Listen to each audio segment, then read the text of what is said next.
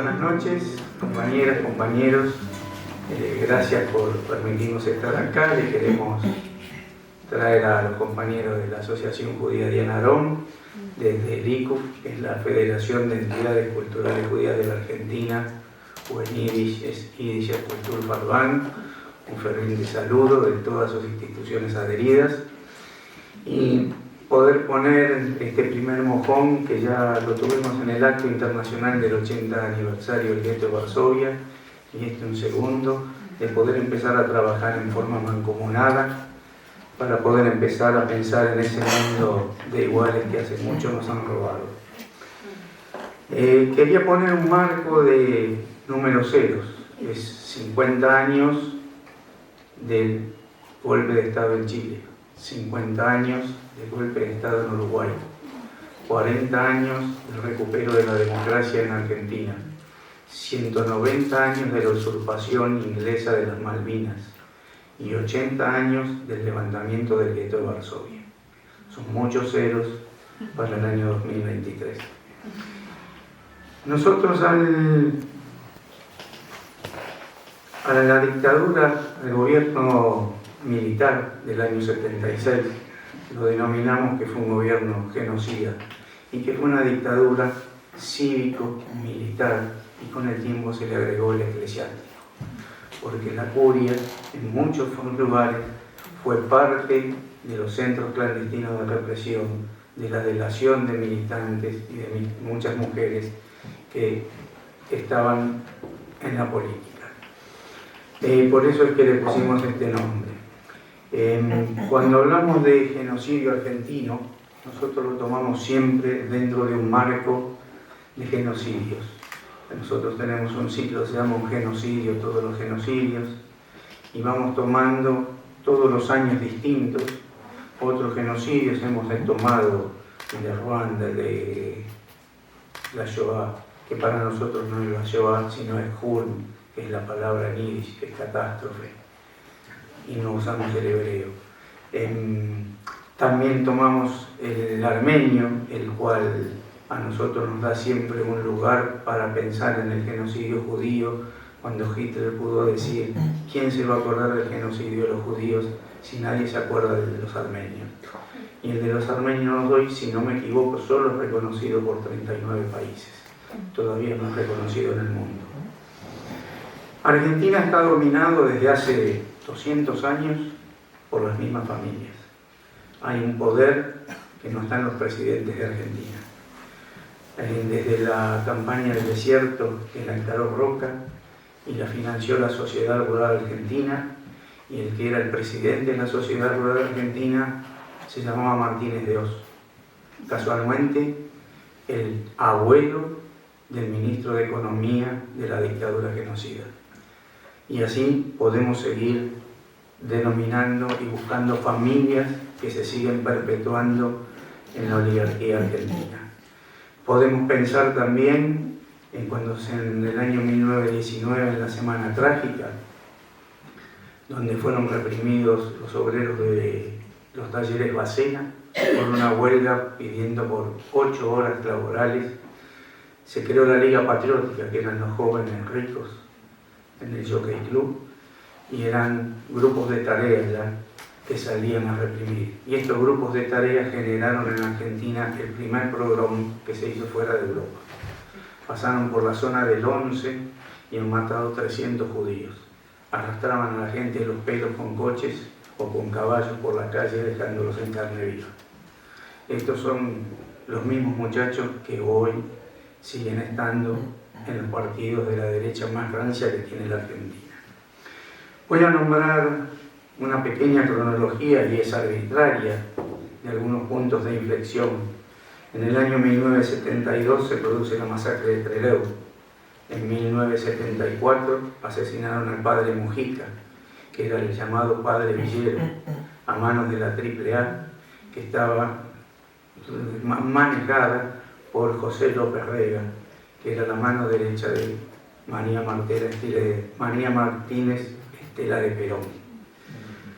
En 1975, el gobierno de María Estela de Perón decreta firma un decreto donde se ordena al ejército aniquilar la subversión. Esto fue el principio del fin. El ejército inició en Tucumán el operativo Independencia y de ahí no hubo más formas de ponerlo dentro de los cuarteles y todos conocemos el resultado que tuvimos. En 1977, el escritor y periodista Rodolfo Walsh hace una carta denunciando desde la clandestinidad lo que la dictadura venía haciendo y no todos en Argentina estábamos enterados que sucedía. En 1977 se da la primera ronda de las Madres de Plaza de Mayo. 3 meses después, en el mismo año, Astiz, un ser despreciable, se había infiltrado en las Madres de Plaza de Mayo y en una iglesia que estaban reunidas las delatan, son todas secuestradas, desaparecidas y muertas, la mayoría de ellas en los vuelos de la muerte, que hace poco habrán visto que Argentina recuperó uno de los aviones.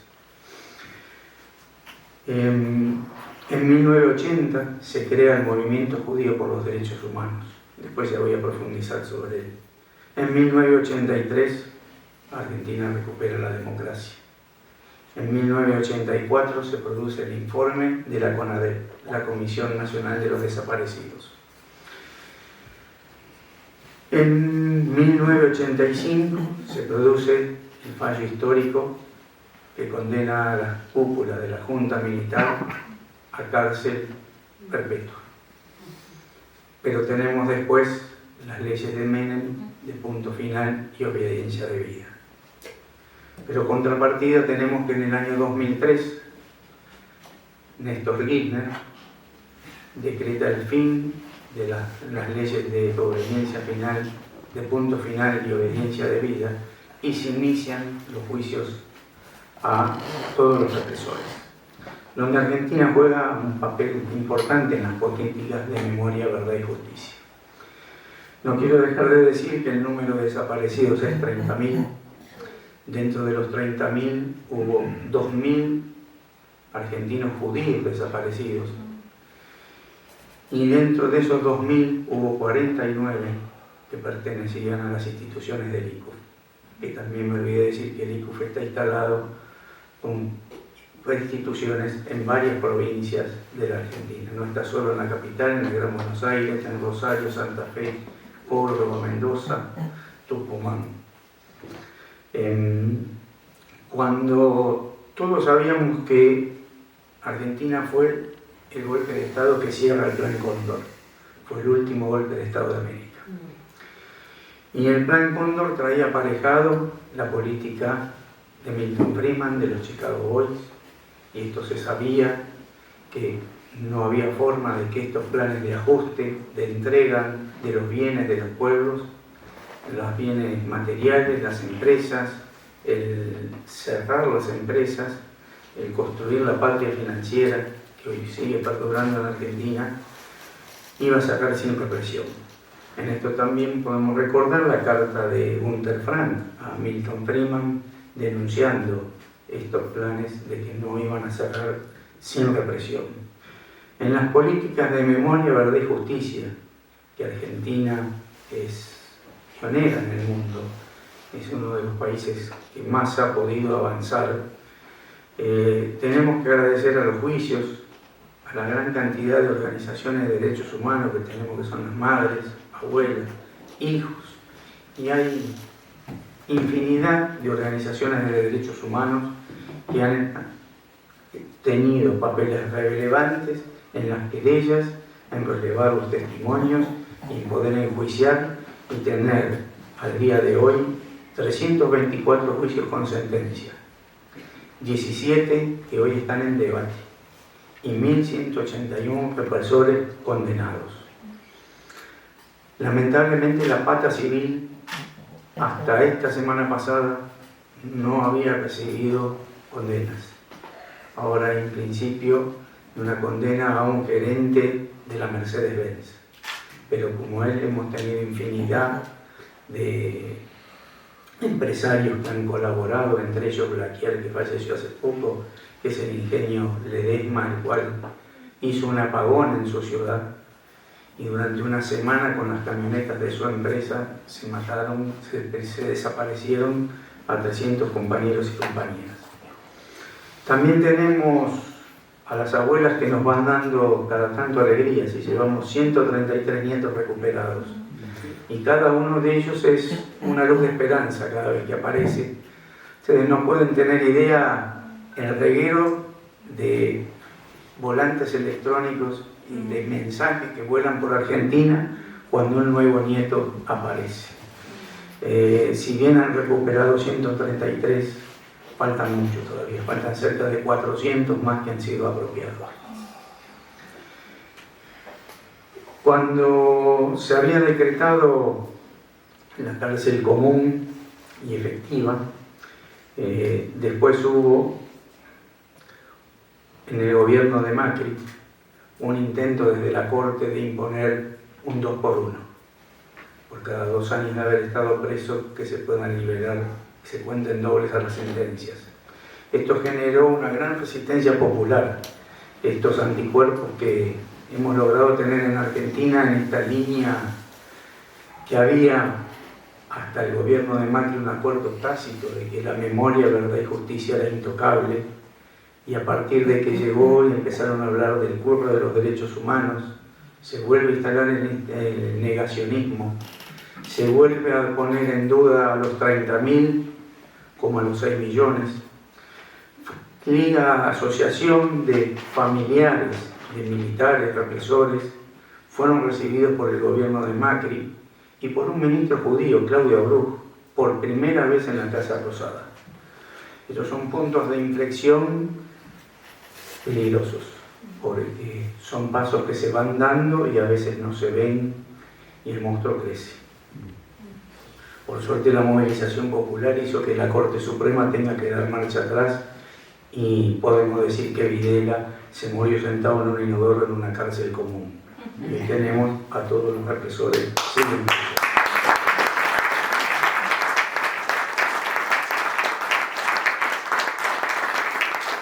El movimiento judío por los derechos humanos aparece en el año 80 y aparece como contraparte.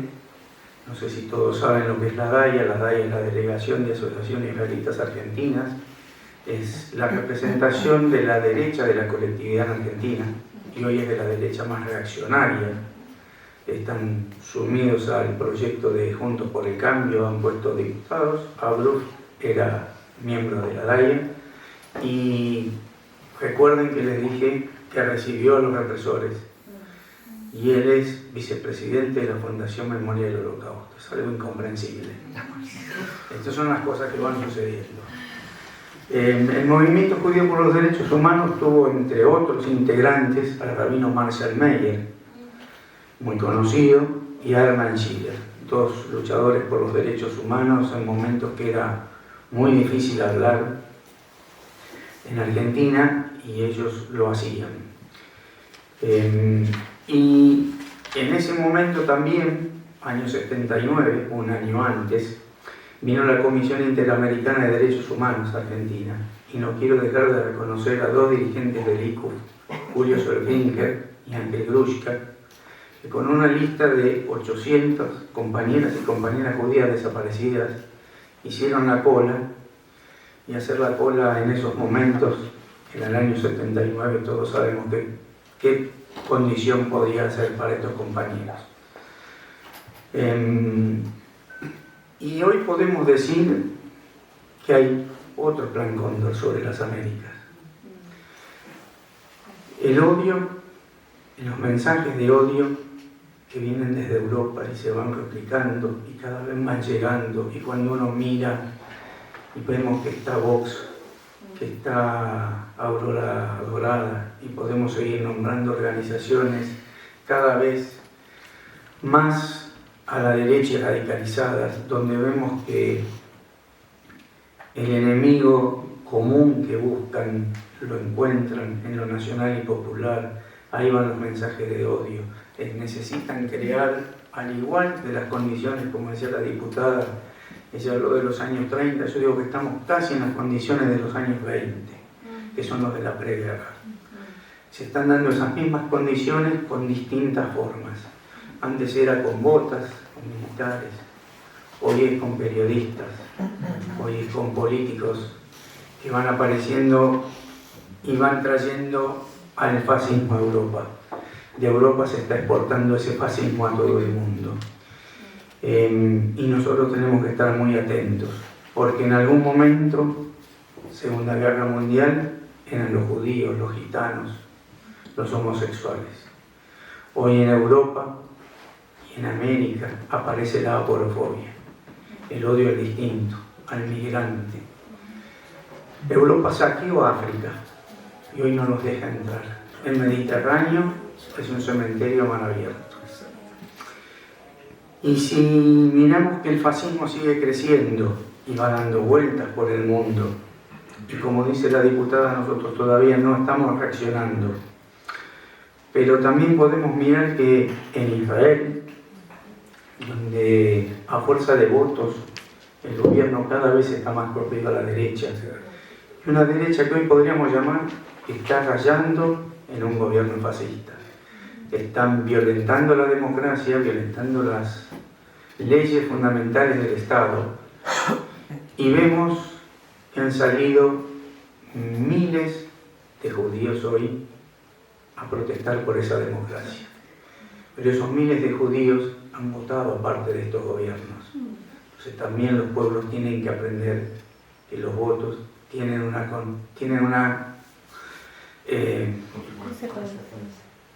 consecuencia, gracias. Que hay que pensar a quien uno elige y dónde está.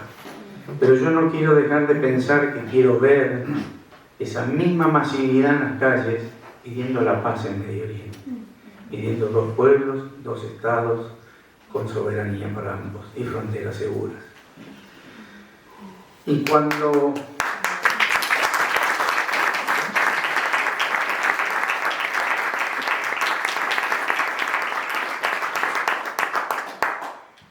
pensamos en la Segunda Guerra, podemos pensar que el monstruo, que es el fascismo, solo sufrió una derrota. No fue liquidado. Hoy se despertó. Y viene por todos, por nosotros, por nuestros hijos y por nuestros nietos. Vienen por nuestros derechos, vienen por lo que tenemos y lo que no tenemos. Si miramos Europa hoy, en el fin de la unipolaridad, la OTAN y las BRICS están hoy enfrentándose nuevamente en el mismo territorio.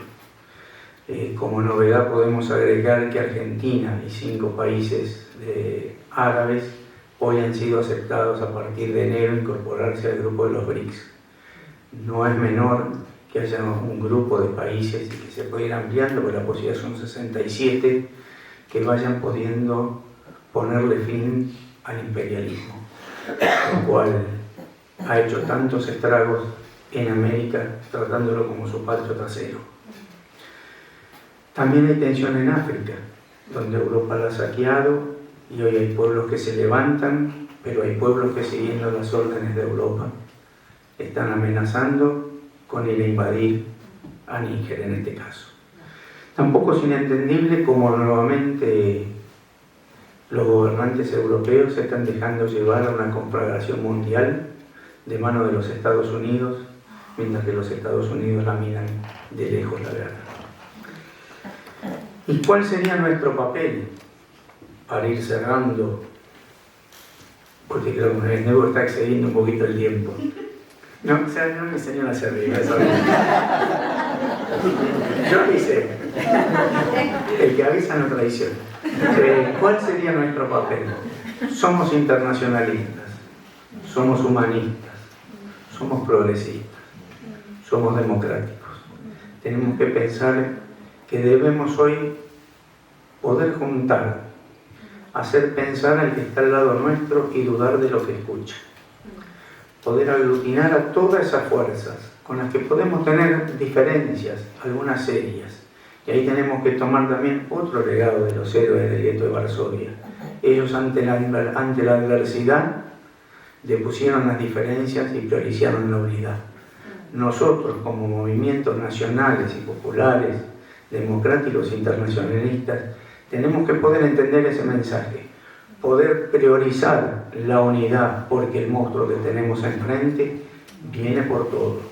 Y si llegan de vuelta nos van a dejar sin nada. Y con esto cierro. En Argentina la posibilidad de que el macrismo o Milei ganen las elecciones es cierta. Los dos gobiernos están avisando lo que van a hacer. Vienen por los derechos de todos. Quieren dejar una Argentina para pocos. El que no tenga recursos se quedará sin educación, sin salud, sin comer, sin transporte, se va a quedar sin servicio público porque no lo va a poder pagar. Y este no es el mundo que soñamos.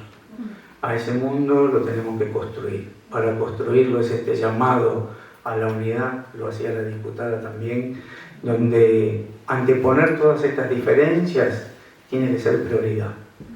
Tenemos tiempo después. La derecha cuando se pelea, se aglutina y van detrás de alguien. Nosotros seguimos poniendo dónde va la coma. Dejemos de mirar la coma y miremos quién es el verdadero enemigo para poder darle batalla. Y con esto cierro, hay una costumbre en Argentina, en este tipo de actos, donde se termina diciendo: compañeros y compañeras, detenidos, desaparecidos, presentes. Compañeros y compañeras, detenidos, desaparecidos, presentes. Compañeros detenidos, desaparecidos, presentes. Ahora y siempre. Ahora y siempre. Gracias.